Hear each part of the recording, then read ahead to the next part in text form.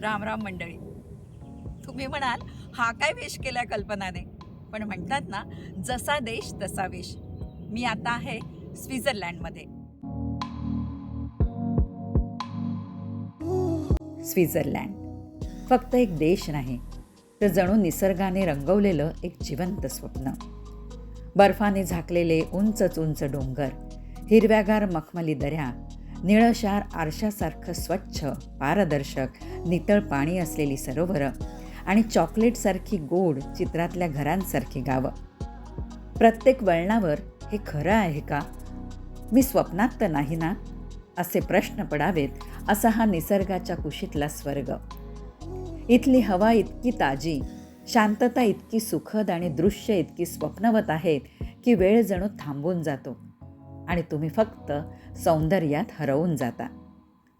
तुम्ही जर स्वित्झर्लंडला जाण्याचं ठरवत असाल तर मुंबई ते झुरिक विमानाचं तिकीट काढायचं, व्हिसासाठी VFSला जायचं, स्वित्झर्लंडला गेल्यावर स्विस पास घ्यायचा, राहायचं कुठे, खायचं काय, फिरायचं कुठे, अशा अनेक प्रश्नांसाठी अनेक व्हिडिओ आपल्याला यूट्यूबवर दिसतील. पण जर तुम्हाला फक्त पर्यटन नाही तर खरं स्वित्झर्लंड अनुभवायचं असेल तर तुम्हाला गर्दीपासून दूर, शांत, सुंदर, प्रसिद्ध आणि प्रसिद्ध नसलेल्या ठिकाणी जायचं असेल तर ही सिरीज आपल्यासाठी खास असणार आहे. या पर्यटन सिरीजमध्ये मी तुम्हाला घेऊन जाणार आहे अशा काही भन्नाट, ऑफबीट, प्रसिद्ध आणि पर्यटकांना माहीत नसलेल्या ठिकाणी. प्रत्येक अनुभव तुमच्या मनात कायमचा कोरला जाईल.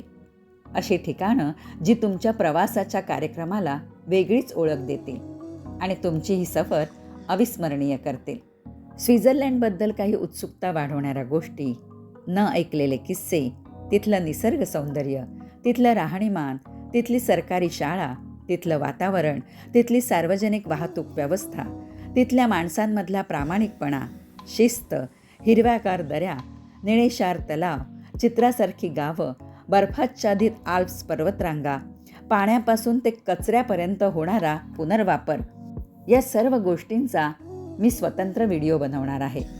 आणि हो, पर्यटन सफरीचा हा माझा पहिलाच व्हिडिओ आहे, त्यामुळे तुमचं सहकार्य महत्त्वाचं आहेच.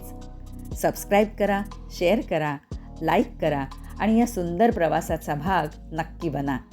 तेव्हा पुन्हा भेटूया स्वित्झर्लंड सिरीजमध्ये. तोपर्यंत स्वतःची काळजी घ्या. राम राम.